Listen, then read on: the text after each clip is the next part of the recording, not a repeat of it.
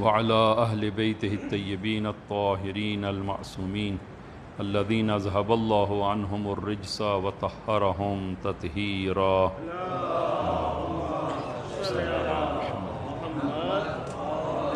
اللهم صل على محمد وآل محمد.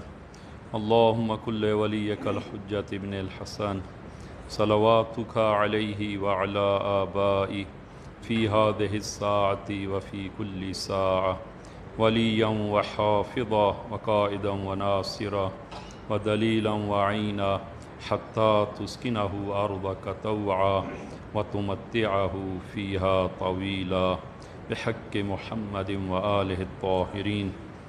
أما بعد، عظم الله أجورنا بمصابنا بذكرى وفاة سيدنا وحبيبنا ونبينا خاتم الأنبياء والمرسلين، ونسأل الله أن يجعلنا من السائرين على هداه في الدنيا ويرزقنا شفاعته في الآخرة. اللهم صل على محمد وآل محمد. اللهم إنا نشكو إليك فقد نبينا صلواتك عليه وآله وغيبة ولينا وكثرة عدونا وقلة عددنا وشدة الفتن وتظاهر الزمان علينا. وصل على محمد وآل محمد وأعنا على ذلك بفتح منك تعجله وبزر تكشفه ونصر تعذه وسلطان حق تظهره برحمتك یا ارحم الراحمین. سب سے پہلے امام زمان اجل اللہ تعالی فرجہ الشریف کی خدمت میں اور آپ تمام عزیزان اور عالم اسلام بلکہ عالم انسانیت کو آج کے دن کی مناسبت سے کہ جو اسلام میں بہت بڑا دن ہے کہ رسول گرامی اسلام کے وجود مبارک سے ہم محروم ہوئے ہیں، کہ رسول گرامی اسلام کی رحلت آج کے دن اور سبت اکبر رسول خدا امام حسن صلوات اللہ وسلام علیہ کی شہادت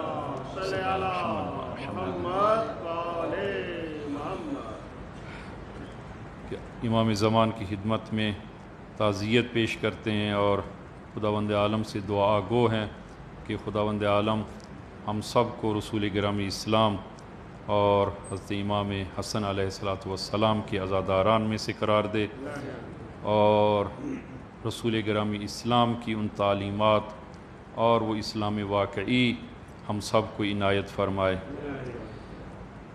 لہذا عزیزاً، آج کی مناسبت سے کہ رسول گرامی اسلام کی اس رحلت کے موقع پر ایک حدیث آپ عزیزان کے سامنے وہ پیش کریں گے کہ البتہ اس ضمن میں بہت ساری احادیث ہمارے پاس موجود ہیں کہ جس میں رسول گرامی اسلام نے اپنے بعد وہ فکر مندی کا اور تشویش کا اظہار کیا کہ روایات میں آیا ہے انی اخاف یا انی اخشى علیکم من بعدی، کہ میں اپنے بعد اپنی امت پر خوف زدہ ہوں اور مجھے اپنی امت کے بارے میں تشویش ہے، مجھے اپنی امت کے بارے میں وہ فکر مندی ہے کہ میری امت ان فتنوں میں مبتلا نہ ہو جائے. اور اس حوالے سے بہت ساری روایات ہمارے پاس موجود ہیں اور رسول گرامی اسلام نے ان فتنوں کی نشاندہی فرمائی کہ میری امت ان فتنوں میں مبتلا نہ ہو جائے. مجھے خوف ہے اور مجھے ڈر ہے اس بات کا کہ یہ فتنے میری امت میں میرے بعد وہ رائج ہو جائیں گے. کہ جناب انس بن مالک اس روایت کو نقل کرتے ہیں، فرماتے ہیں کہ میں رسول گرامی اسلام کی خدمت میں حاضر ہوا جب کہ رسول گرامی اسلام ایک حصیر پر کہ ایک چٹائی پر آرام فرما تھے. وَهُوَ نَائِمٌ عَلَى حَصِيرٍ قَدْ أَثَّرَ فِي جَنبِهِ، کہ آپ حصیر پر آرام فرما تھے کہ اس حصیر کے اثر آپ کے بدن مبارک پر بھی ظاہر تھا. جس طرح کہ انسان اگر ایک سخت چیز پر اگر لیٹا ہو تو انسان کے بدن پر اس کے آثار باقی رہ جاتے ہیں کچھ دیر کے لیے۔ قد اثر فی جنبہ، کہ آپ کے بدن مبارک پر اس حسیر کے نشانات پڑ چکے تھے۔ تو جب بیدار ہوئے تو میں آپ کی خدمت میں حاضر ہوا اور سلام عرض کیا، تو دیکھتا ہوں کہ آپ حضرت کی آنکھوں سے آنسو جاری ہیں اور آپ گریہ فرما رہے ہیں۔ میں نے عرض کیا یا رسول اللہ، آپ گریہ کیوں فرما رہے؟ تو فرمایا اے انس قد اقترب اجلی، فرمایا کہ میرا سفر آخرت بہت قریب ہے، البتہ کہ میں اپنی اس سفر آخرت کے لیے میں گریہ نہیں کر رہا، کہیں یہ خیال نہ کرنا کہ مجھے وہ اپنی موت کے بارے میں گریہ ہے اور موت کی وجہ سے گریہ کر رہا ہوں، بلکہ میں خوشحال ہوں، اس سفر آخرت پر خوشحال ہوں۔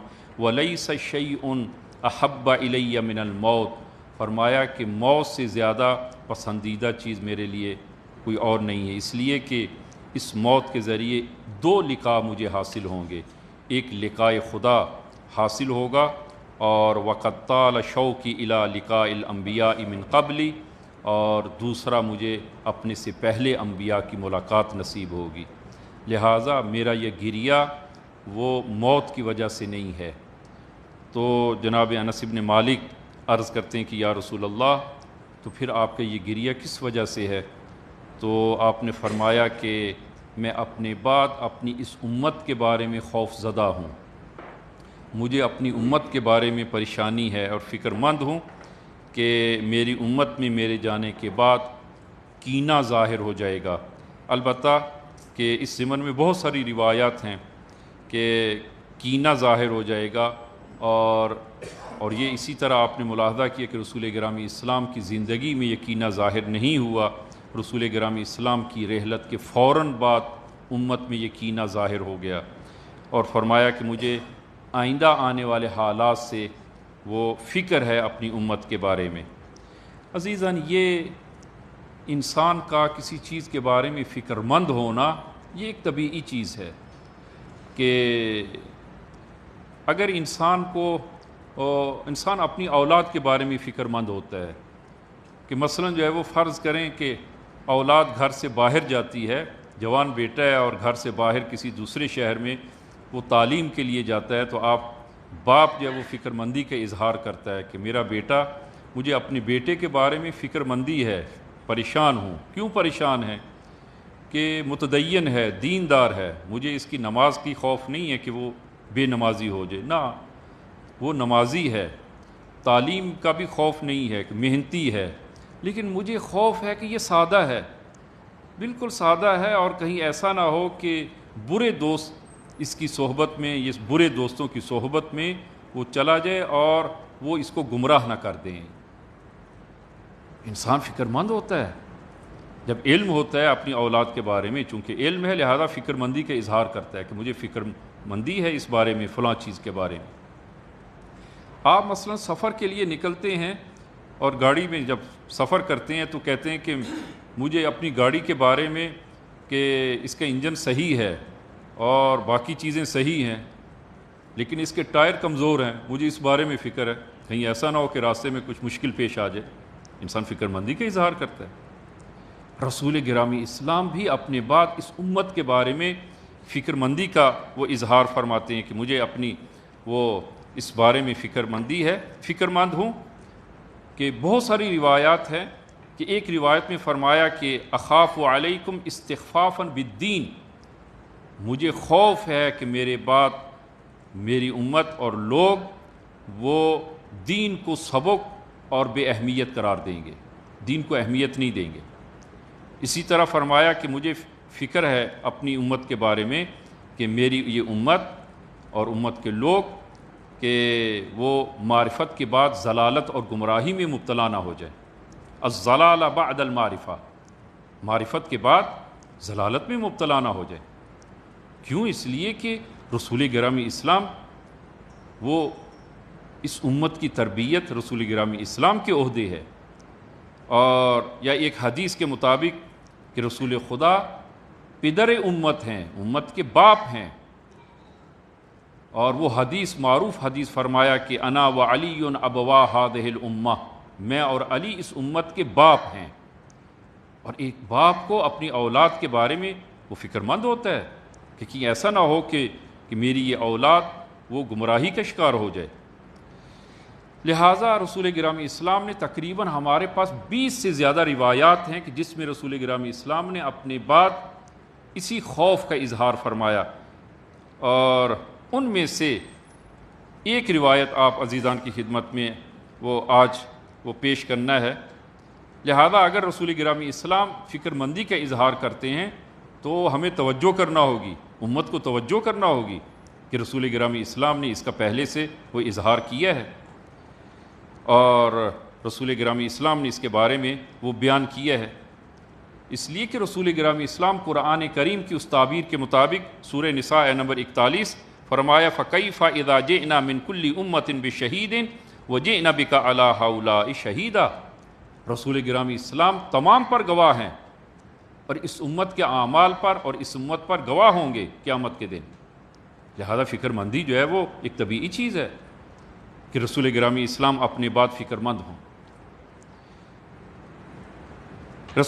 اس حدیث کو بھی جناب وہ انس بن مالک نے ذکر کیا ہے کہ وہ فرماتے ہیں کہ میں رسول گرامی اسلام کے ہمراہ مدینہ سے باہر ہم نکلتے ہیں، امیر المومنین بھی علی بن ابی طالب علیہ الصلاۃ والسلام بھی ہمارے ہمراہ ہیں، کہ رسول گرامی اسلام ایک باغ کے قریب پہنچے، اور باغ بہت خوبصورت باغ اور میوے سے لدا ہوا باغ۔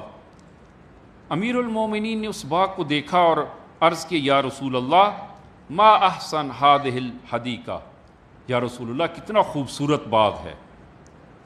رسول گرامی اسلام نے فرمایا حدیقتک فی الجنتی اجمل، اے علی جنت میں آپ کا باغ اس سے کہیں زیادہ خوبصورت ہے۔ پھر آگے بڑھتے ہیں، ایک دوسرے باغ کے قریب جب پہنچتے ہیں تو پھر امیر المومنین نے رسول خدا کی خدمت میں عرض کیا کہ یا رسول اللہ ما احسن ہذہ الحدیقہ، یہ کتنا خوبصورت باغ ہے۔ تو رسول گرامی اسلام نے پھر فرمایا کہ حدیقتک فی الجنت اجمل، اے علی آپ کا باغ جنت میں اس سے کہیں زیادہ خوبصورت ہے۔ یہاں تک کہ 7 ان باغات سے گزر ہوتا ہے، اور امیر المومنین نے ہر باغ جب باغ کے قریب پہنچتے ہیں یہی جملہ دہرایا، اور رسول گرامی اسلام نے یہی جواب دیا۔ اور پھر اس کے بعد رسول گرامی اسلام نے امیر المومنین کو اپنے سینے سے لگایا اور گریہ کرنا شروع کیا، اور گریہ کیا، اور پھر جو ہے وہ فرمایا کہ عرض کرتے ہیں یا رسول اللہ آپ پریشان اور گریہ کیوں فرما رہے؟ فرمایا کہ اے علی کہ مجھے تمہارے بارے میں فکر ہے اور فکر مند ہوں کہ میرے بعد یہ امت، اس امت میں تمہارے بارے میں نفاق پیدا ہو جائے گا، نفاق ظاہر ہو جائے گا میرے بعد۔ یہ رسول گرامی اسلام نے فکر مندی کا اظہار کیا امیر المومنین کے بارے میں۔ جناب مرحوم شیخ صدوق علیہ رحمہ اور اسی طرح دیگر بزرگان نے نقل کیا ہے کہ پیغمبر اسلام حضرت زہرا کے گھر تشریف لاتے ہیں اور امام حسن کو دیکھتے ہیں گریہ کرتے ہیں، اور امام حسن ابھی چھوٹے ہیں، گریہ کرتے ہیں اور امام حسن کو اپنی گود میں لیتے ہیں، اور امام حسن کے ہونٹوں سے بوسہ لینا شروع کرتے ہیں اور گریہ کرتے ہیں۔ بی بی نے جب پوچھا کہ بابا جان آپ گریہ کیوں کر رہے ہیں، تو آپ نے کچھ نہ فرمایا۔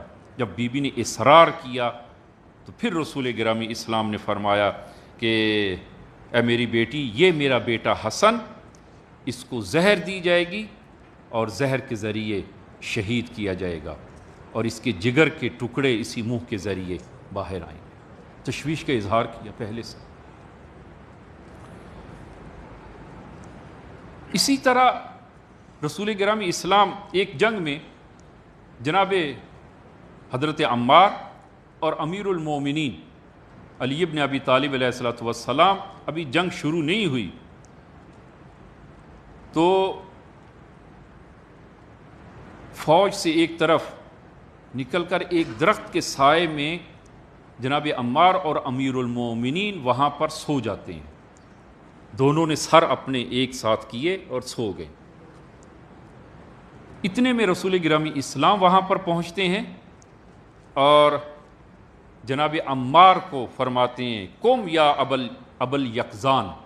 جناب عمار کی کنیت ابو الیقظان تھی، اور امیر المومنین اور حضرت عمار کے مابین ایک اگرچہ سنی تفاوت کافی زیادہ تھا، 30 سال بڑے تھے جناب عمار امیر المومنین سے، لیکن آپس میں ایک صمیمیت اور ایک محبت بہت زیادہ تھی کہ ایک دوسرے کے ساتھ سر رکھ کر دونوں استراحت اور آرام فرماتے ہیں۔ اور میں یہ حدیث جو ہے وہ عرض کروں کہ امیر المومنین کے بارے میں جو حدیث آپ سنتے ہیں، جناب عمار کے بارے میں یہ حدیث موجود ہے۔ رسول گرامی اسلام سے یہ حدیث فرمایا کہ عمار مع الحق کی والحق مع العمار، جو امیر المومنین کے بارے میں حدیث ہے، البتہ ایک فرق کے ساتھ، میں وہ فرق بھی عرض کرتا ہوں۔ امیر المومنین کے بارے میں علی مع الحق کی والحق مع علی، اور جناب عمار کے بارے میں رسول گرامی اسلام سے یہ حدیث ہے کہ عمار مع الحق کی والحق مع علی، یہاں تک یہ دونوں احادیثیں ایک جیسی ہیں۔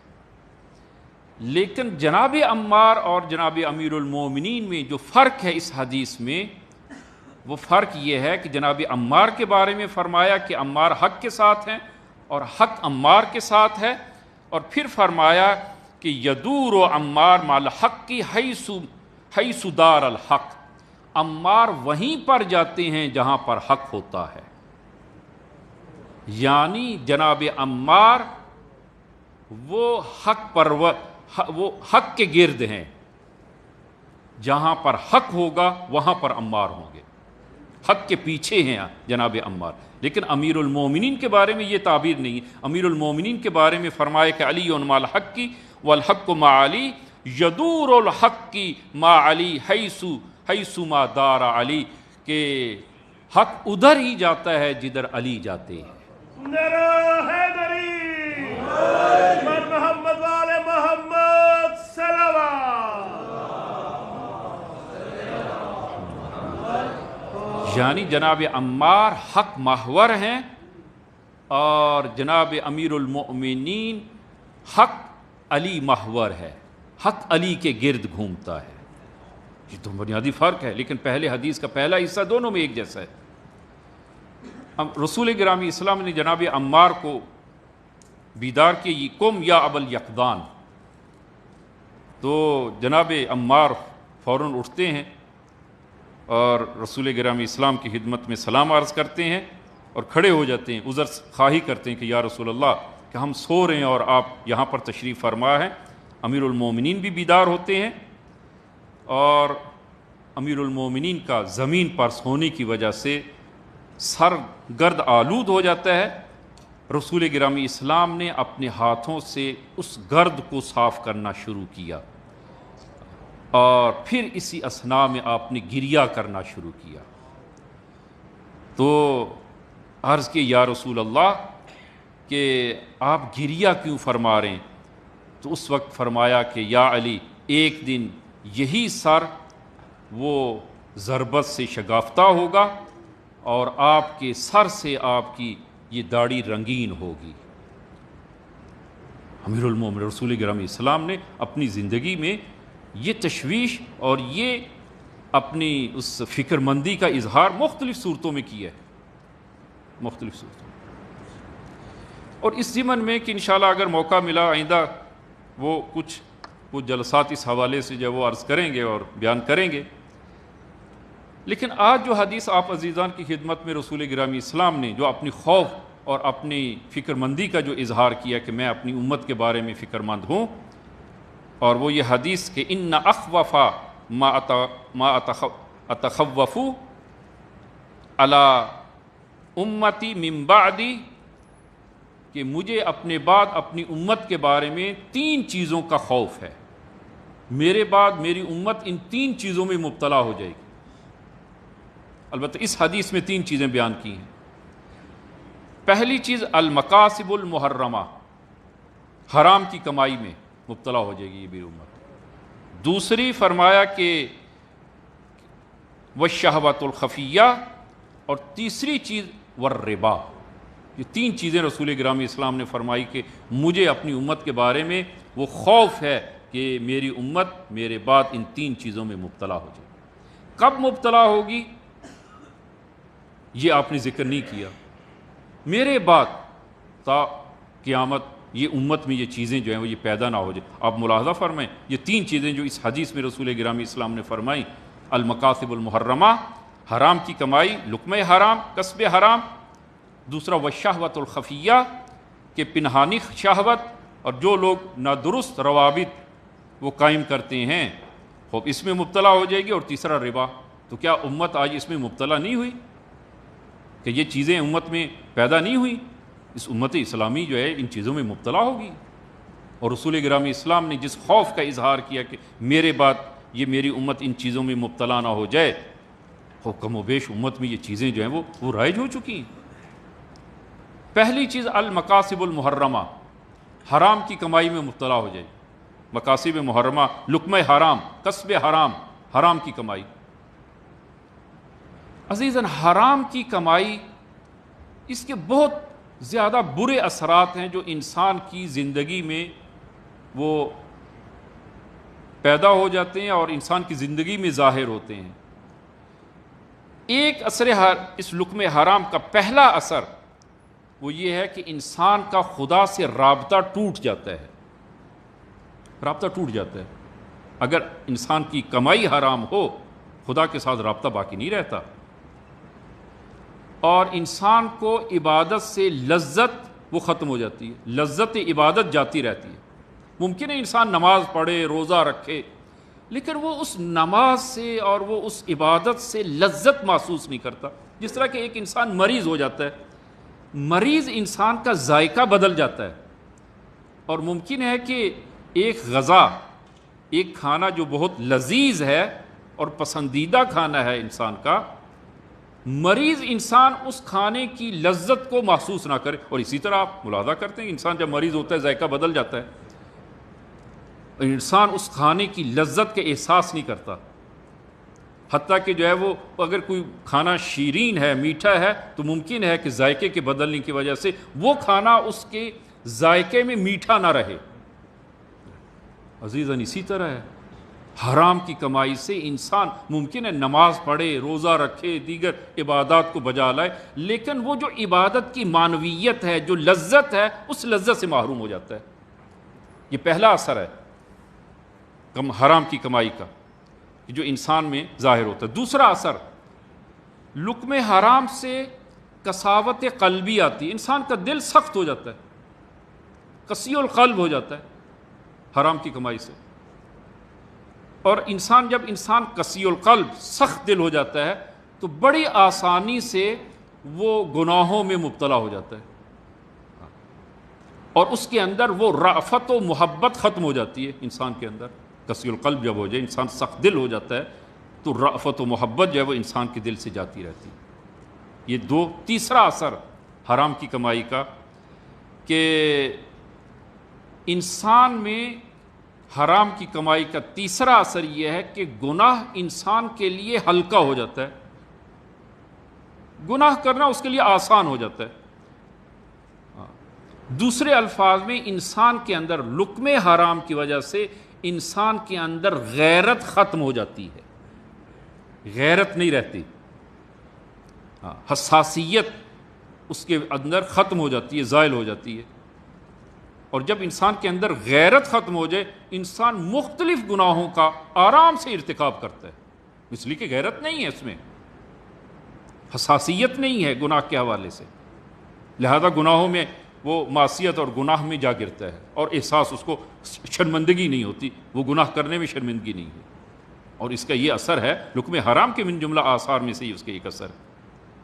چوتھا اثر انسان کی دعا مردود ہو جاتی ہے، رد ہو جاتی ہے، دعا قبول نہیں ہوتی. من جملہ دعا کے مردود ہونے اور دعا قبول نہ ہونے کے اسباب میں سے ایک سبب وہ لقمہ حرام ہے. لقمہ حرام. حضرت موسیٰ علی نبینا علیہ الصلوۃ والسلام میقات پہ جب تشریف لے جاتے اور تو دیکھا کہ ایک شخص جو ہے وہ بڑے گریہ وزاری کے ساتھ خدا کے حضور دعا کرتا ہے، اور ایک مدت سے وہ دعا کر رہا ہے لیکن اس کی دعا قبول نہیں ہو رہی۔ حضرت موسیٰ کو دکھ ہوا اور خدا کی بارگاہ میں عرض کیا، خدایا کہ وہ بندے خدا اتنی مدت سے وہ دعا کر رہا ہے، خدایا اس کی دعا قبول نہیں ہو رہی، اس کی دعا کو قبول فرما۔ ارشاد ہوا، موسیٰ ہرگز اس کی دعا قبول نہیں ہوگی۔ وہ پوری زندگی دعا کرتا رہے، اس کی دعا قبول نہیں ہوگی۔ خدایا کیوں؟ فرمایا اس لیے کہ اس کے شکم میں لقمہ حرام ہے، لقمہ حرام ہے، لقمہ حرام کے ساتھ دعا قبول نہیں ہوگی۔ یہ من جملہ چوتھا اثر ہے لقمہ حرام کا۔ لقمہ حرام قرآن میں ایک تعبیر آئی ہے، اکالون للسحت، سحت سین ہا اور تا، سحت۔ قرآن نے مال حرام کو سحت سے تعبیر کیا ہے۔ سحت جو ہے وہ شراب کا پیسہ، خنزیر کا پیسہ، اسی طرح یہ لقمہ حرام بھی، اس کو بھی سحت کہا ہے قرآن نے، یہ سحت ہے۔ اور من جملہ لقمہ حرام کے آثار میں سے ایک اثر ہے کہ یہ لقمہ حرام انسان کی تکامل، رشد اور ترقی میں مانع بن جاتا ہے، یہ لقمہ حرام۔ ہاں البتہ رشد و ترقی مانوی، وہ اس میں مانع ہے، انسان ترقی نہیں کرتا، رشد سے اور ہدایت سے انسان محروم ہو جاتا ہے۔ لہذا یہ عزیزان، یہ موضوع جو ہے وہ بہت اہم اور دقیق موضوع ہے کہ جس کی طرف رسول گرامی اسلام نے اپنے بات تشویش کا اظہار کیا اور فکر مندی کا اظہار کیا کہ مجھے خوف ہے کہ میری امت اس گناہ میں اور اس چیز میں مبتلا نہ ہو جائے، المکاسب المحرمہ، حرام کی کمائی میں مبتلا نہ ہو جائے، لقمہ حرام میں مبتلا نہ ہو جائے۔ اور لقمہ حرام کا یہ اس قدر یعنی یہ اہم موضوع ہے کہ ائمہ ہدیٰ علیہ الصلوۃ والسلام کہ اسلام میں توبہ کا دروازہ ہمیشہ کے لیے کھلا ہے، ہمیشہ کے لیے کھلا ہے، لیکن لقمہ حرام ایک ایسی چیز ہے کہ ممکن ہے کہ انسان کے لیے توبہ کا دروازہ بند ہو جائے، توبہ کا دروازہ بند ہو جائے۔ معصوم کی خدمت میں امام صادق علیہ الصلوۃ والسلام یا امام باقر علیہ الصلوۃ والسلام سے شخص جب وہ عرض کرتا ہے، ایک بوڑھا شخص امام کی خدمت میں حاضر ہوتا ہے اور عرض کرتا ہے، یا ابن رسول اللہ، میری پوری زندگی لقمہ حرام پہ گزری ہے۔ بنی امیہ کے دربار میں وہ کارگزار اور کارمند تھا، ایک عامل تھا، اس کی کوئی ڈیوٹی ہوگی، اور وہاں سے اس کو ماہانہ جو حقوق ملتے ہیں مال حرام، غصبی مال ہے، مال حرام ہے، اور پوری زندگی کہتا ہے کہ میں نے اسی پہ گزاری ہے۔ تو حل لی من توبہ، کہ میرے لیے کوئی توبہ کا دروازہ ہے، کیا میری توبہ قبول ہوگی؟ تو امام رأفت و محبت فرمایا، لا، تمہاری توبہ نہیں ہے، تمہاری توبہ نہیں ہے۔ ہاں ایک صورت میں تمہاری توبہ قبول ہے، حتی تؤدی الی کل ذی حق حقہ، جس کا حق کھایا ہے اس کو حق واپس کرو، پھر تمہاری توبہ قبول ہے، اس کے علاوہ تمہاری توبہ قبول نہیں ہے۔ جب تک صاحب حق کا حق ادا نہیں کرو گے تمہاری توبہ قبول نہیں ہے۔ مال حرام، خوب عزیزاً، مال حرام، حرام کی کمائی کیا ہے؟ اب جو ہے وہ کہ انسان جو ہے وہ یہ اس قدر اہم موضوع ہے، اور رسول گرامی اسلام نے اپنی رحلت سے پہلے وہ اس کی طرف فکر مندی کا اظہار فرمایا۔ حرام کی کمائی، حرام مال کیا ہے؟ عزیزاً، حرام مال فقط چوری کرنا، ڈکیتی کرنا، کسی کے ساتھ فراڈ کر کے مال کو حاصل کرنا، یہ تو بالکل حرام ہے، لیکن فقط حرام یہ نہیں ہے کہ انسان وہ کسی کا مال چوری سے وہ ہتھیائے تو وہی حرام ہے، نا عزیزان، یہ بھی حرام ہے۔ امام صادق صلوات اللہ وسلام علیہ سے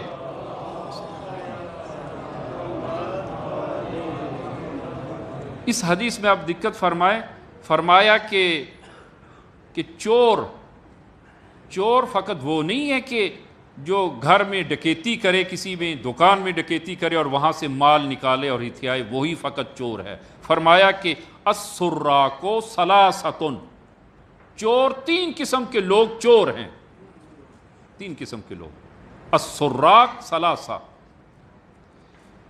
پہلا آپ نے فرمایا مانع الزکات، جو زکوٰۃ ادا نہیں کرتا،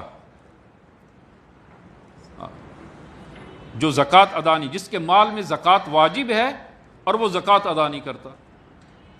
البتہ وہ میں یہ ساتھ عرض کرتا چلوں کہ زکوٰۃ فقہ امامیہ میں زکوٰۃ وہ مخصوص چیزوں پر واجب ہے، کرنسی نوٹ جو ہے اس پر زکوٰۃ نہیں ہے، مخصوص چیزیں گندم، جو، چنا، کشمش، کھجور، اور اسی طرح انعام ثلاثہ، بھیڑ بکریاں، گائے بھیڑ بکریاں بھینسیں وغیرہ، البتہ اس کی اپنی شرائط ہیں، ان شرائط اگر وہ پوری ہوں تو اس صورت میں، اور اسی طرح وہ درہم و دینار، آج کل درہم و دینار یعنی سکے، سونے اور چاندی کے وہ سکے جو رائج الوقت، سکہ رائج الوقت ہوں، وہ ان پہ زکوٰۃ واجب ہے۔ البتہ آج کل سکہ رائج الوقت نہیں ہے، درہم و دینار کرنسی کی شکل میں ہے، نوٹ کی شکل میں ہے، تو نوٹ میں فقہ اہل بیت میں زکوٰۃ واجب نہیں، لیکن باقی چیزوں میں گندم، جو، کشمش، کھجور، ہو ماشاءاللہ جو کسان ہیں جن کی زمینیں ہیں اور جو فصلیں کاشت کرتے ہیں، خوب گندم ان کے پاس ہے، گندم ہے، جو ہے، کھجور ہے، کشمش وغیرہ ہے، خوب اس صورت میں اس میں زکوٰۃ واجب ہے۔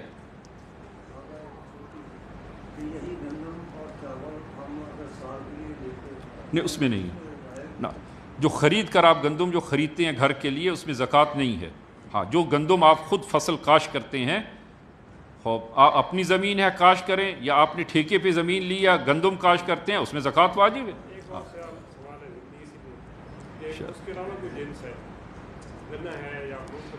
یہ میں نے چیزیں جو عرض کی ہیں کہ گندم اور جو، کھجور، کشمش، ان پہ زکوٰۃ واجب ہے، باقی چیزیں جو ہیں وہ چاول ہے یا دیگر فصلیں ہیں ان پہ زکوٰۃ نہیں ہے۔ ہاں، یہ مخصوص چیزیں جو عرض کی ہیں انہی میں زکوٰۃ واجب ہے۔ البتہ اس کے خاص شرائط ہیں، ابھی وقت نہیں ہے کہ میں وہ تفصیلاً جو ان شرائط کو جو ہے وہ عرض کروں۔ تو یہ زکوٰۃ جس پہ زکوٰۃ واجب ہے اور وہ زکوٰۃ ادا نہیں کرتا، فرمایا یہ سارق ہے، یہ چور ہے۔ اسلام کی نگاہ میں چور فقط وہ نہیں ہے کہ جو کسی کے گھر میں ڈکیتی کرے اور وہی چور ہے، فرمایا یہ بھی چور ہے جس پہ زکوٰۃ واجب ہے ادا نہیں کرتا، جس پہ خمس واجب ہے ادا نہیں کرتا، فرمایا سارق، یہ چور ہے۔ یہ حقوق جو اسلام نے واجب قرار دیے ہیں اور انسان کے مال میں جو خداوند عالم نے انسان کو مال دیا ہے اور اس میں یہ حقوق واجب ہیں، اور جس پر وہ حقوق واجب ہو جائیں، زکوٰۃ ہے، خمس ہے، یہ جو شخص ادا نہیں کرتا، فرمایا کہ اسلام کی نگاہ میں فرمایا یہ سارق ہے۔ امام صادق فرماتے یہ سارق ہے۔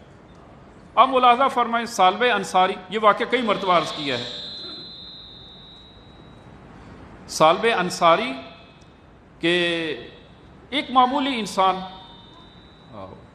اس بچے کو جو ہے نا وہاں سے محمد وعلى محمد صلوات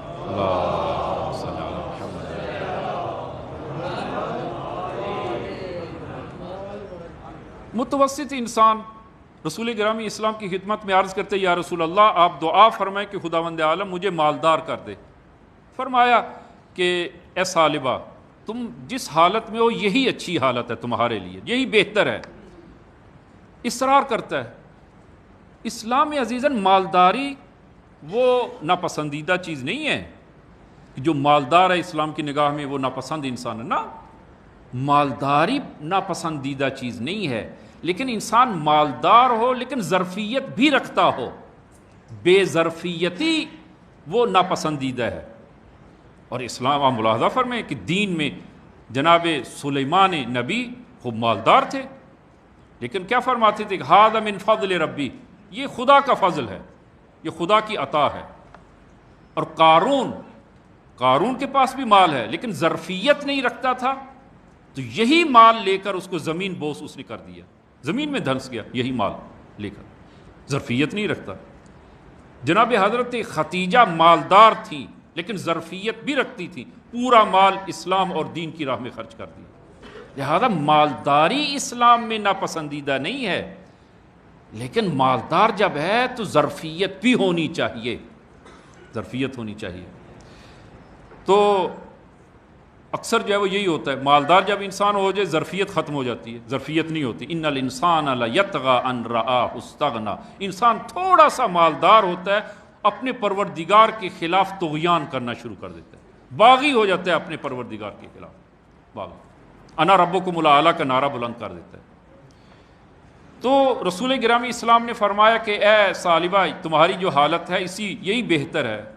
اصرار کیا، رسول خدا نے فرمایا کہ میں دعا کرتا ہوں۔ رسول خدا نے دعا کی، البتہ اس نے وعدہ کیا، اور جو ہے وہ سورہ توبہ میں آج 2-3 آیات اسی بارے میں نازل ہوئی ہیں، اور وعدہ کیا یا رسول اللہ میں مالدار ہو جاؤں، میں انفاق کروں گا، غریبوں کی مدد کروں گا، واجب حقوق ادا کروں گا، اور وہ سارے وعدے کیے۔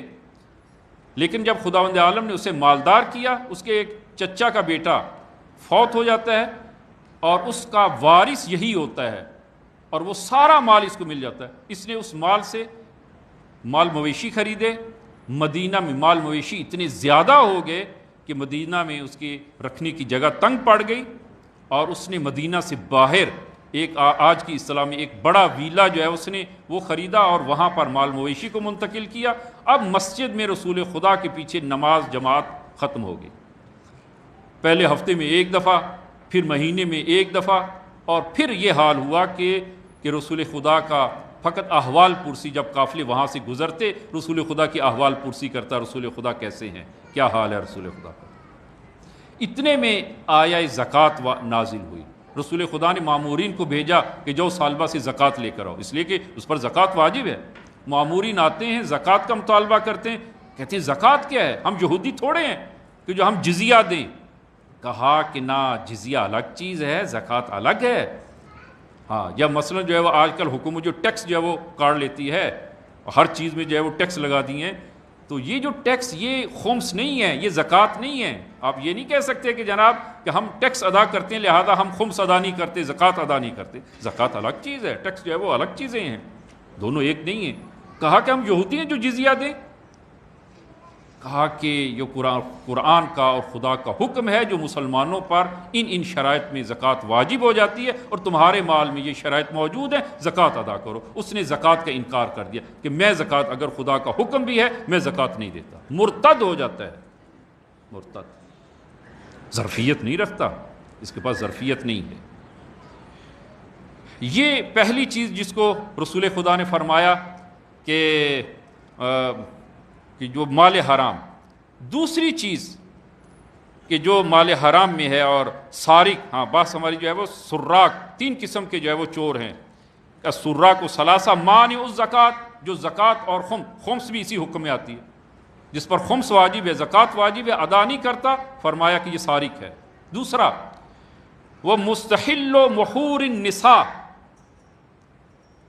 کہ دوسرا شخص، دوسری قسم چوروں کی، چور وہ ہے کہ جو اپنی بیوی کے مہر کو حلال سمجھے اور بیوی کا مہر ادا نہ کرے۔ یہ چیزیں بھی بعض کو ابھی دیکھنے میں آتی ہیں۔ بہت بڑا مہر لکھ دیا جاتا ہے جب نکاح ہوتا ہے، نکاح فارم میں بھی، اور جو ہے وہ سیگا ہم جاری جب کرتے ہیں تو اس میں مہر جو معین کیا جاتا ہے، لاکھوں میں وہ مہر جو ہے وہ لکھ دیا جاتا ہے۔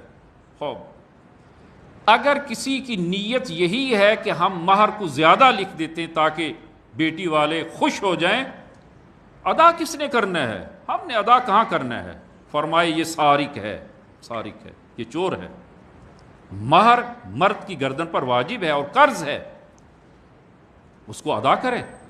اول جو ہے وہ دیکھ سوچ کر مہر کو، البتہ ہمارے ہاں وہ افراط و تفریط ہے، ہاں مہر جو ہے وہ خاتون کی حیثیت کے مطابق جو ہے وہ مہر معین ہونا چاہیے، وگرنہ آج کل جو مہر جو وہ معین کیا جاتا ہے، اب بھی جو ہے وہ بعض اوقات دیکھنے میں آتا ہے کتنا مہر، 500 روپیہ، 5000 روپیہ۔ عزیزاً یہ مہر جو ہے وہ یہ افراط ہے، یعنی بہت کم ہے یہ 5000، یا ہمارے مومنین جو ہے وہ 5، 12، 14۔ یہ بی بی دو عالم کا جو مہر رسول گرامی اسلام نے جو معین کیا اس دور میں جو مہر تھا عام طور پر وہ 3 قسم کی روایات ہیں، 400 درہم، 450 درہم، 500 درہم۔ اور 500 درہم تقریباً جو ہے وہ بنتی ہے وہ 1200 گرام چاندی۔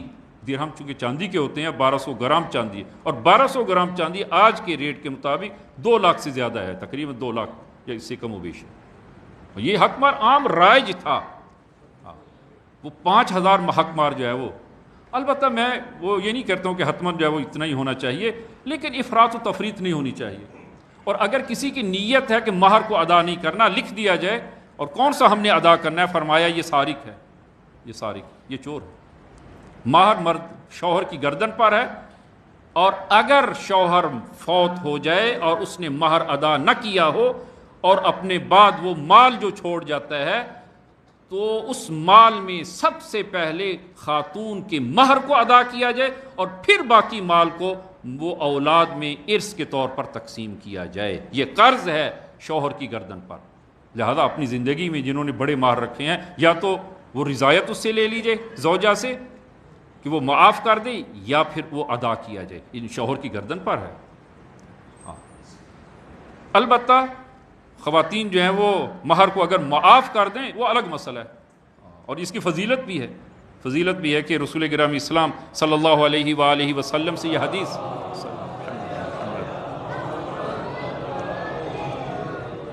فرمایا کہ ثلاث من النساء یرفع اللہ عنہن عذاب القبر، 3 قسم کی خواتین ایسی ہیں کہ خداوند عالم نے ان سے عذاب قبر کو اٹھا لیا ہے، ان کو عذاب قبر نہیں ہوگا ایسی خواتین کو۔ اور وَيَكُونُ مَحْشَرُهُنَّ مَعَ فاطمہ بنت محمد صلی اللہ علیہ وآلہ، اور ان کا ایسی خواتین کا حشر و نشر وہ میری بیٹی فاطمہ کے ساتھ ہوگا، وہ میری جنت میں میری بیٹی فاطمہ کے ہمراہ ہوں گی۔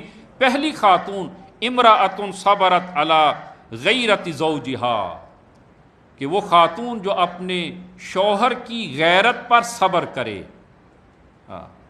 اپنی شوہر کی غیرت پر صبر کرے، فرمایا کہ یہ میری بیٹی فاطمہ کے ہمراہ ہوگی جنت میں۔ ہاں، میری بیٹی وہ اپنے شوہر کی غیرت پر، البتہ وہ اب یہ ممکن ہے سخت جو ہے وہ باتیں ہو جائیں کہ آج کل معاشرہ وہ شوہر کی غیرت اب نہیں رہی، بہت کم ہو گئی ہے، بہت کم ہو گئی ہے کہ شوہر چاہتا ہے کہ اس کی زوجہ حجاب کے ساتھ باہر نکلے، خاتون صبر کرے یعنی وہ اپنی شوہر کی غیرت پر صبر کرے، حجاب کے ساتھ باہر نکلے۔ شوہر جو ہے وہ اگر روکتا ہے کہ ایسی مخلوط محافل میں اپنی زوجہ کو جانے سے روکتا ہے، صبر کرے، اپنی شوہر کی اطاعت کرے، شوہر کی غیرت پر صبر کرے۔ پہلی خاتون امرأۃ صبرت علی غیرت زوجہا۔ دوسرا وامرأۃ صبرت علی سوء خلق زوجہا، وہ خاتون جو اپنے شوہر کی بدخلقی پر صبر کرے۔ البتہ اس کا مطلب یہ نہیں ہے کہ بدخلقی شوہر کریں، نہ، اگر کوئی شوہر بدخلق ہے تو وہ اپنے شوہر کی بدخلقی پر صبر اگر کرے، فرمایا کہ قیامت کے دن یہ میری بیٹی فاطمہ کے ہمراہ ہوں گی۔ اور تیسری خاتون، تیسری قسم وَإِمْرَأَةٌ وَهَبَتْ صِدَاقَهَا لِزَوْجِهَا، کہ وہ خاتون کہ جو اپنے شوہر کو حق مار معاف کر دے، فرمایا کہ یہ بھی قیامت کے دن وہ بی بی دو عالم کے ساتھ ہوں گی۔ یُعْطِ اللَّهُ کل واحدۃ منہم ثواب الف شہید، اور خداوند عالم ان خواتین میں سے ہر ایک کو 1000 شہید کا ثواب عنایت کرے گا۔ وَيَكْتُبُ لِكُلِّ وَاحِدَةٍ مِّنْهُمْ عِبَادَةَ سَنَةٍ، اور 1 سال کی عبادت اس کے نامہ اعمال میں درج کرے گا۔ لیکن حق مار خاتون کا حق ہے، اس کو ادا کیا جائے۔ اور جو مستحل و محور النساء، یہ شخص بھی جو خواتین کے حق مار کو اپنے لیے حلال سمجھے اور ادا نہ کرے، فرمایا یہ سارق ہے۔ تیسرا استدانہ بغیر نیت الادا، فرمایا کہ جو تیسری قسم سارق کی وہ ہے کہ جو شخص قرض لے اور واپس کرنے کی نیت نہ رکھتا ہو۔ ہاں، دوسرے سے قرض لے اور واپس کرنے کی نیت نہیں ہے، کہا میں نے کب دینا ہے اس کو، قرض لے لیا ہے، واپس کرنے کی نیت نہیں ہے، فرمایا یہ بھی سارق ہے، یہ بھی چور۔ تو پہلی قسم مقاصد محرمہ، عزیز یہ سب کے سب مقاصد محرمہ ہیں، حرام کمائی ہے، لقمہ حرام ہے، اور رسول خدا فرمایا کہ مجھے اپنے بعد وہ لقمہ حرام کے بارے میں وہ خوف ہے۔ اور امیر المومنین صلوات اللہ وسلام علیہ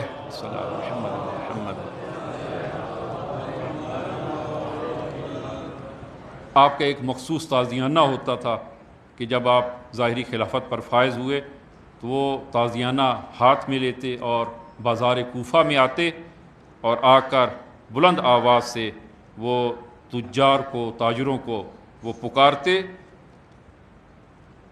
اس لیے کہ عزیزاً بازار تجارت بہت اہم ہے، اور بہت سارے اصحاب ائمہ وہ تاجر تھے، دکاندار تھے، اور یہی کام جو ہے وہ کرتے تھے کہ جس طرح کہ جناب محمد ابن ابی عمیر ہیں، اسی طرح مومن طاق ہیں، میثم تمار ہیں، خرمہ فروش تھے جناب میثم تمار۔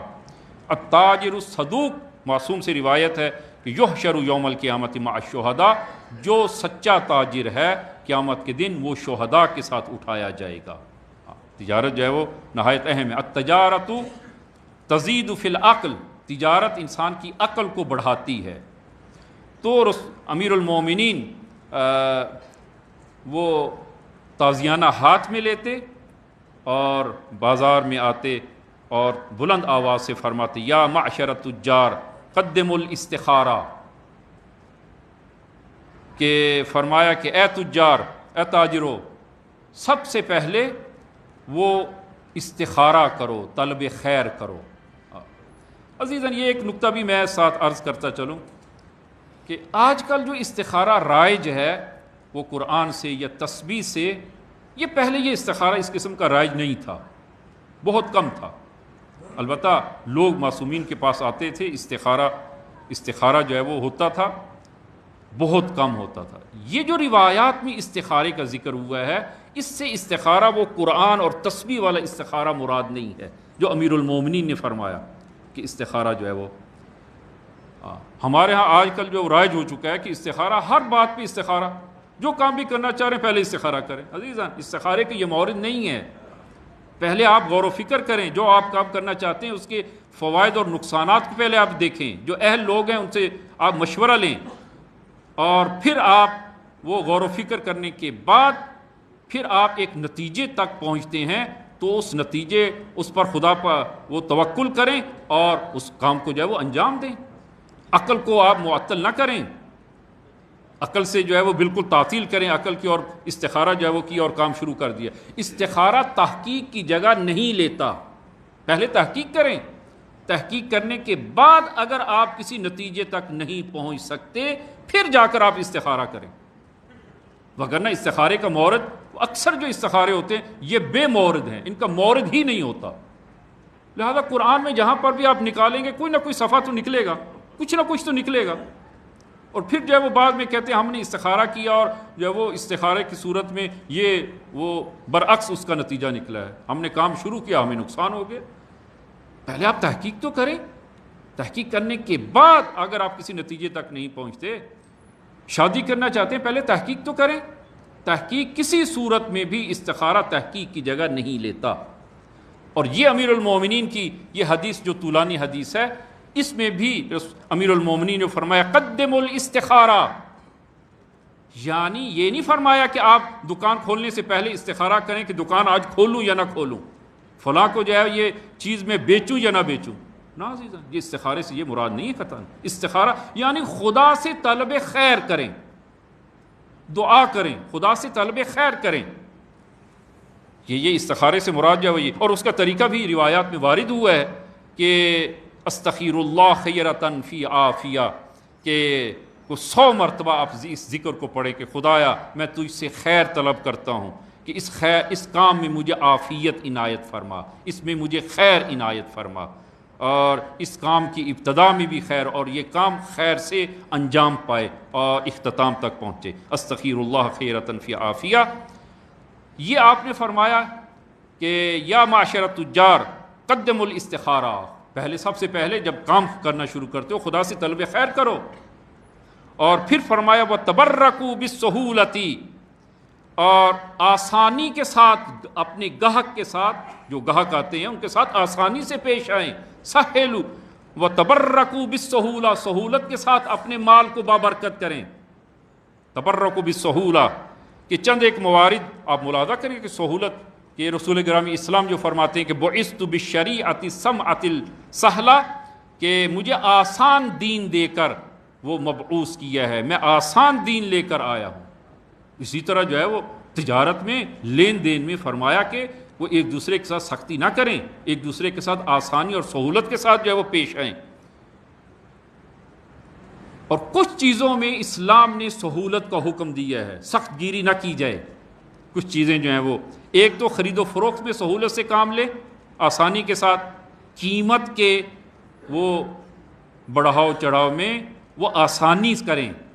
البتہ ممکن ہے یہ باتیں جو ہے وہ سب کے ساتھ مربوط نہ ہو، لیکن جو ہے وہ بالآخر انسان وہ کچھ نہ کچھ جو کام کرتا ہے، وہ اگر تجارت کرتا ہے تو اس میں یہ اصول اسلام نے جو دیے ہیں تاکہ انسان کا مال بابرکت ہو. اسلام میں انسان کا مال وہ اس میں خیر اور برکت جو ہے وہ آئے. اور فرمایا، البتہ آپ نے دیکھا ہے بعض لوگ جو ہے وہ دکانوں پہ لکھا ہوتا ہے کہ یک کلام یک دام، وہ اس قسم کا جملہ جو ہے وہ ہوتا ہے. ہاں، یک کلام یعنی بھاؤ جو ہے وہ ریٹ جو ہے وہ اوپر نیچے بالکل نہیں ہے. فرمایا نا آسانی سے سہولت سے جو ہے وہ ان اللہ یحب سہل الشراء، جو فرمایا کہ خداوند عالم خرید و فروخت میں آسانی چاہتا ہے، آسانی ہونی چاہیے خرید و فروخت میں. یہ ایک دوسری چیز جو اسلام میں کہ اسلام میں سہولت در احکام، اسلام نے احکام میں سہولت دی ہے. سہولت اس کو اپنے آپ اپنے اوپر سخت نہ کریں. میں اس کی سادہ مثال آپ عزیزان کی خدمت میں عرض کروں کہ رسول گرامی اسلام 750 گرام 3 پاؤ سے وضو فرماتے تھے، اور تقریباً جو ہے وہ 3 کلو پانی سے غسل فرماتے تھے. 3 کلو پانی سے. لیکن ہمارے ہاں جو ہے وہ کیا ہے، وہ غسل کرتے ہوئے پورا وہ حمام اور وہ کیا اسے کہتے ہیں کہ وہ گیزر میں جو پانی ہے وہ بالکل خالی ہو جاتا ہے، تب بھی جو ہے وہ غسل کامل نہیں ہوتا. ہاں، اطمینان نہیں ہوتا غسل کا. سہولت، آسانی، یہ دو. اور تیسری چیز فرمائی کہ جہاں پر اسلام سہولت چاہتا ہے، باہمی روابط میں سہولت سے کام لیں. باہمی روابط سے سہولت سے جو ہے وہ کام لیا جائے. اگر کسی نے ناسزا کہی ہے تو ایک کی 2 نہ سنائیں. ہاں، آپ کا اس کا عمل اور آپ کا عمل جو ہے وہ فرق ہونا چاہیے.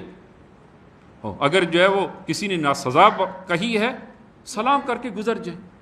اب وقت نہیں رہا کہ میں اہل بیت علیہ الصلوۃ والسلام کی سیرت سے جو ہے وہ عرض کروں کہ امیر المومنین نے کس طرح کہ کسی نے ناسزا کہی اور امیر المومنین نے کیسا برتاؤ کیا اس کے ساتھ. اگر کوئی ناسزا بھی کہتا ہے، سلام کہہ کے گزر جائیں. اور روابط میں آسانی جو ہے وہ پیدا کریں. سخت گیری نہیں ہونی چاہیے. بیٹی یا بیٹے کی شادی ہے، عام طور پر جو ہے وہ روابط میں وہ سخت گیری اور آسانی کی مثال جو ہے وہ کہ بیٹے یا بیٹی کی شادی ہے تو بعض لوگ جو ہے وہ فرض کریں کہ کسی کو ذرا لیٹ دعوت دی ہے، کسی عزیز کو، رشتہ دار کو، خوب وہ اسی پہ ناراض ہے اور کئی سال ناراضگی اسی بات پر جو ہے کہ مجھے سب سے آخر میں وہ اطلاع دی گئی ہے، سب سے آخر میں مجھے وہ کارڈ جو ہے وہ بھیجا ہے. یا مثلا جو ہے وہ کہ فلانی کو دعوت میں فلاں اچھی جگہ پر بٹھایا اور مجھے جو ہے وہ ایک نامناسب جگہ پہ بٹھایا ہے. فلانی کو ایک اچھی گاڑی میں اور مجھے جو ہے وہ ایک عام گاڑی میں بٹھایا ہے. عام طور پر یہی ہوتے ہیں مسائل. سخت گیری نہ کی جائے، روابط میں آسانی پیدا کی جائے اور ان چیزوں کو بہانہ نہ بنایا جائے کہ جس کے نتیجے میں وہ سختی جو ہے وہ پیدا ہو عزیز و اقارب کے مابین. فرمایا کہ یہ دین آسان دین ہے، لوگوں کے ساتھ لین دین میں اور اسی طرح احکام میں، اسی طرح عمومی لوگوں کے ساتھ روابط میں آسانی اور سہولت سے کام لیں کہ انشاءاللہ خداوند عالم ہم سب کو توفیق عنایت فرمائے. بسم اللہ الرحمن الرحیم. قل هو اللہ احد اللہ الصمد لم یلد ولم یولد ولم یکن لہ کفوا احد.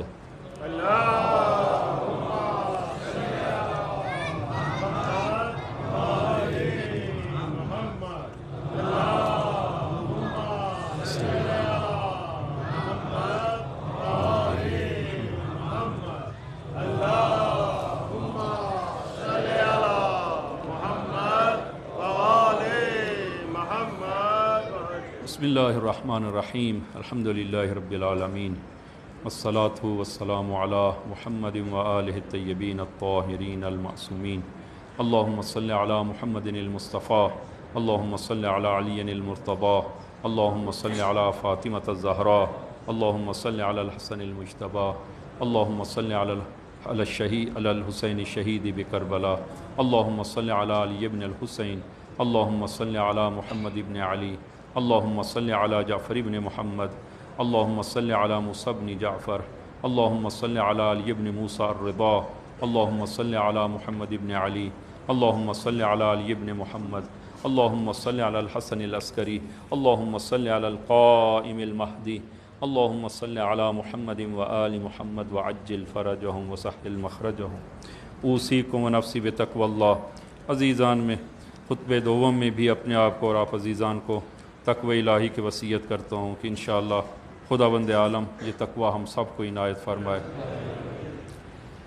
آج جس ذات کی رحلت ہے یہ شہادت ہے رسول گرامی اسلام کہ آپ کی سیرت کو آپ ملاحظہ فرمائیں کہ آپ کی عظمت اور بزرگی کو بیان کرنا وہ ہمارے بس کی بات نہیں ہے، کہ فقط اتنا ہی کہ اس عالم میں خداوند عالم کے بعد جو پہلی ذات ہے، خداوند عالم کے بعد وہ رسول گرامی اسلام کی ذات ہے، کہ آج کہ جن کی ہم امت ہیں وہ رسول خدا آج کے دن رحلت ہوئی ہے، اور آپ قرآن کریم میں آپ کے اخلاق اور کردار کے بارے میں آپ ملاحظہ فرمائیں کہ فرمایا وَإِنَّكَ لَعَلَىٰ خُلُقٍ عَظِيمٍ، آپ خلق عظیم کے مالک تھے۔ اور قرآن میں کہیں پر بھی خداوند عالم نے رسول خدا کو نام لے کر نہیں پکارا، جب بھی پکارا ہے یا ایہا الرسول، یا ایہا النبی، یا ایہا المزمل، یا ایہا المدثر، دوسرے انبیاء کو نام لے کر پکارا ہے، یا عیسیٰ، یا موسیٰ، اور دیگر انبیاء کا نام لیا ہے، لیکن رسول خدا کا پورے قرآن میں جب پکارا ہے رسول خدا کو خداوند عالم نے نام نہیں لیا، اگرچہ نام ہے رسول خدا کا لیکن پکارنے کی صورت میں نہیں ہے پورے قرآن میں۔ اور یہ خطاب جو خداوند عالم نے رسول گرامی اسلام کو عنایت فرمایا کہ انک لعلی خلق عظیم، امام صادق صلوات اللہ وسلام علیہ صلی اللہ علیہ محمد وعلی محمد،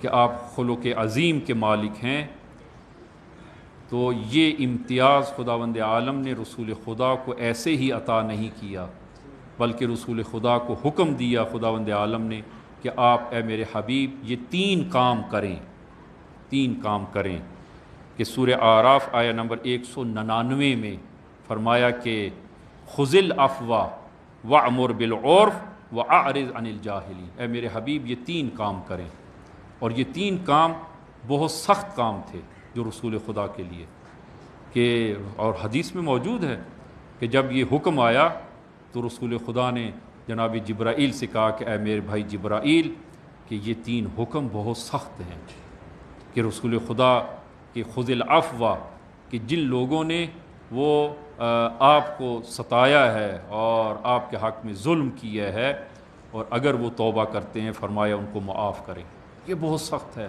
رسول خدا کے لیے، کہ جس غلام نے وہ آپ کی چچا کا کلیجہ نکال کر وہ چبایا اور جس غلام نے مارا ان کو معاف کرنا اور قاتل کو معاف کرنا آسان نہیں ہے، اور اسی طرح باقی اور مثالیں جو ہے وہ، لیکن حکم ہے خذ العفو، آپ معاف کریں جو گناہ گار ہیں، اس لیے کہ رسول خدا کے مد مقابل تین قسم کے لوگ ہی ہیں، یا تو فرمایا کہ جو یا خطا کار ہیں فرمایا ان کو معاف کریں، اور جو ناآگاہ ہیں ان کو آگہی دیں، وَأْمُرْ بِالْعُرْفِ، اور جو ناآگاہ ہیں ان کو آگہی دیں، اور جو جاہل ہیں فرمایا کہ جو جاہل ہیں ان سے آپ وہ متعرض نہ ہوں اور ان سے آپ اسی طرح گزر جائیں، ان سے نہ الجھیں اور ان سے گزر جائیں، کہ خذ العفو وأمر بالعرف وأعرض عن الجاہلین۔ جب آپ نے ان تین احکام پر عمل کیا تو اس وقت خداوند عالم نے فرمایا وَإِنَّكَ لَعَلَىٰ خُلُقٍ عَظِيمٍ، اے میرے حبیب آپ خلق عظیم کے مالک ہیں، اور یہی ایک امتی کی یہ صفت ہونی چاہیے، خذ العفو وأمر بالعرف وأعرض عن الجاہلین۔ وہ حدیث کا جو امیر المومنین سے میں نے وہ حدیث جو ہے وہ ایک مرور فقط وقت نہیں رہا کہ میں اس کو تفصیلاً جو ہے وہ عرض کروں، کہ فرمایا یا معشر التجار اتقوا اللہ، اے لوگو تقوی اختیار کرو، تاجروں کو حکم دیا۔ جب امیر المومنین بازار کوفہ میں آتے تازیانہ ہاتھ لے کر اور تجار کو پکارتے تو تمام تاجر جو ہے وہ دکانوں سے نکل کر باہر آ جاتے اور امام کی کلام کو غور سے سنتے، تو آپ نے پہلا جملہ فرمایا کہ اتقوا اللہ، تقوی اختیار کرو، اور پھر فرمایا قدموا الاستخارہ، سب سے پہلے خدا سے طلب خیر کرو، وتبرکوا بالسہولہ، اور وہ اپنے مال کو سہولت کے ذریعے بابرکت بناؤ. وَاقْتَرِبُوا مِنَ الْمُبْتَاعِينَ، اور جو آپ کے گاہک ہیں ان کے قریب ہوں. ایسا آپ کا رویہ نہیں ہونا چاہیے کہ گاہک آپ سے دور بھاگے، یعنی آپ کے اخلاق، آپ کی وہ کردار سے. وہ عام طور پر جو ہے وہ بطور مثال، تاکہ یہ مطلب جو ہے وہ آپ کو سمجھ میں آئے، واضح ہو سکے، کہ کپڑے کی دکان پر جائیں تو عام طور خواتین جو ہے وہ زیادہ کرتی ہیں. ایک تھان ایک کپڑا اتروایا، کھول کے جو ہے وہ اس طرح کھول کے دیتے ہیں، وہ چیک کیا، دیکھا نہیں یہ نہیں پسند، دوسرا تیسرا چوتھا، بالآخر جو ہے کچھ نہیں خریدا، جو ہے وہ چلے گئی. یہاں پر عام طور پر جو ہے وہ بعض اوقات دکاندار جو ہے وہ کیا آتا ہے، تو وہ غصے میں آ جاتا ہے کہ بھئی کچھ خریدنا نہیں تھا، کہ 4-5 تھان جو ہے وہ ویسے ہی کھلوا دیے ہیں. فرمایا نا، قدموا من المبتاعین، جو آپ کے گاہک ہیں وہ ان کو جو ہے وہ خوش آمدید کہیں، ان کے ساتھ اچھے رویے سے پیش آئیں. اور پھر فرمایا وَتَزَيَّنُوا بِالْحِلْمِ، اور اپنے آپ کو حلم سے مزین کریں. ایک تاجر جو ہے وہ حلیم ہونا چاہیے. گاہک جو ہے وہ 2-4 چیزیں اگر جو ہے وہ اس نے اتروائی ہیں، دیکھی ہیں، خوب نہیں خریدتا، وہ پسند نہیں آتی یا قیمت زیادہ ہے، تو انسان آپے سے باہر نہ ہو جائے. تزینوا بالحلم وتناہوا عن الیمین، اور فرمایا قسم کھانے سے وہ قسم نہ کھاؤ، مال بیچتے ہوئے قسم نہ کھاؤ. وجانب الکذب، اور جھوٹ نہ بولو، مال بیچتے ہوئے جھوٹ سے دوری اختیار کرو. وتجافوا عن الظلم، اور عام طور پر یہ ہوتا ہے کہ جو ہے وہ قسم کھائی جاتی ہے کہ میں نے جو ہے وہ کہ میری یہ قیمت خرید سے بھی کم ہے، آپ قیمت دے رہے. مثلا اس نے جو ہے وہ گاہک نے جو قیمت بتائی ہے وہ عام طور پر کہتے ہیں کہ نہ یہ میری قیمت خرید سے بھی کم ہے، ساتھ قسم بھی. اور قرآن نے جو ہے وہ روکا ہے قسم کھانے سے. اہل بیت سچی بات پر بھی قسم نہیں کھاتے تھے، مالی امور میں سچی بات پر بھی قسم نہیں کھائی، چاہیے کہ انسان جو ہے وہ جھوٹی بات پر قسم کھائے. وَتَجَافَوْا عَنِ الظُّلْمِ، ظلم سے دوری اختیار کرو. جب مال بیچتے ہو تو اس صورت میں وہ اجحاف نہ کرو، قیمت اتنی زیادہ نہ لو کہ جو ظلم شمار ہو. اور پھر فرمایا وَأَنصِفُوا الْمَظْلُومِينَ، مظلومین کے ساتھ انصاف کرو. وَلَا تَقْرَبُوا الرِّبَا، ربا کے قریب نہ جاؤ. وَأَوْفُوا الْكَيْلَ وَالْمِيزَانَ، ناپ تول پورا کرو، پورے ناپ تول کے ساتھ دو. کپڑا جو ہے وہ جب وہ ناپتے ہو اس کے ساتھ وہ کھینچ کر نہ ناپو، تاکہ 1 انچ 2 انچ جو ہے وہ کھینچ کر ناپا جائے، 1-2 انچ کم ہو جائے گا. ہاں اسی طرح باقی چیزوں میں ناپ تول جو اس کو پورا کرو. وَلَا تَبْخَسُوا النَّاسَ أَشْيَاءَهُمْ، اور لوگوں کو وہ ان کا مال کم نہ دو. اور وَلَا تَعْثَوْا فِي الْأَرْضِ مُفْسِدِينَ، اور زمین پر فساد نہ پھیلاؤ. اور آخری حدیث جو ہے وہ میں وہ عرض کروں کہ عام طور پر جو ہے وہ قسم وغیرہ جو ہے وہ کھائی جاتی ہے، اسے روکا ہے. اور فرمایا کہ یہ رسول خدا سے حدیث ہے، من باع واشترى فلیحفظ 5 خصال. فرمایا کہ جب تم خرید و فروخت کرتے ہو تو 5 چیزوں کا خیال کرو. اگر یہ 5 چیزیں نہیں ہیں ایسے شخص سے خرید و فروخت نہ کرو. اور وہ 5 چیزیں کہ وَإِلَّا، اگر یہ 5 صفات نہ ہو، وَإِلَّا فَلَا يَشْتَرِيَنَّ وَلَا يَبِيعَنَّ، اس سے چیز نہ خریدو، اس کو نہ بیچو. الربا، اگر معاملہ ربوی ہے فرمایا کہ یہ معاملہ انجام نہ دو، یہ نہ خریدو. اور اسی طرح والحلف، قسم نہ کھاؤ، وکتمان العیب، اور جب مال تم بیچتے ہو اور اس مال میں عیب ہے، کوئی نقص ہے، اس کو نہ چھپاؤ. وہ عام طور پر جو ہے وہ پھل فروٹ اور سبزی وغیرہ جو ہے وہ نیچے وہ ذرا نرم قسم کی اور داغی مال، اور اوپر اچھا جو ہے وہ سجا کے، اور جب مشتری کو اور خریدار کو جب دیا جاتا ہے تو نیچے سے جو وہ داغی مال دیا جاتا ہے، دکھایا کچھ اور ہے اور دیا کچھ اور دیا جا رہا ہے. فرمایا عیب کو نہ چھپاؤ. یا مثلا جو ہے وہ فرض کریں کہ گاڑی وغیرہ انسان بیچتا ہے، معاملہ ہے، اس گاڑی میں عیب ہے، اس کو نہ چھپاؤ، ولا اس کی قیمت کم آپ کو جو ہے وہ ملتی ہو، عیب کو نہ چھپاؤ.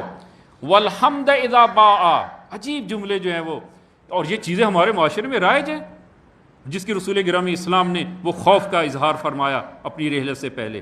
فرمایا کہ جب تم بیچتے، عام طور پر یہی ہوتا ہے جب انسان اپنی کوئی چیز بیچتا ہے تعریفوں کے پل باندھتا ہے.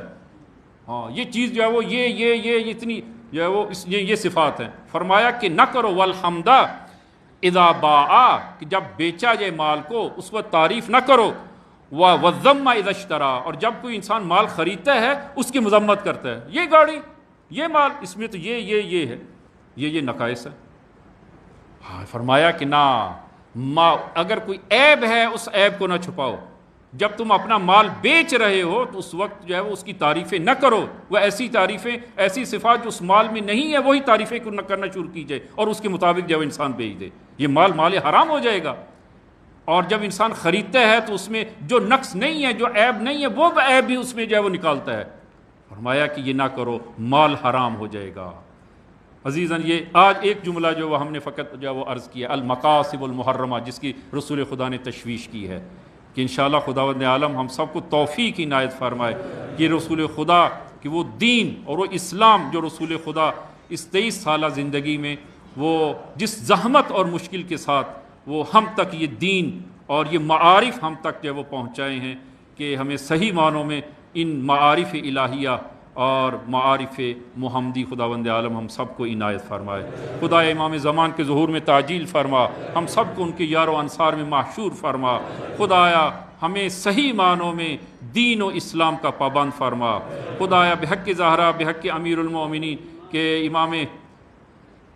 امام حسن صلوات اللہ وسلم علیہ کی شہادت ہے. خدایا کہ ہم سب کو امام حسن کی وہ سیرت اور وہ کردار عنایت فرما.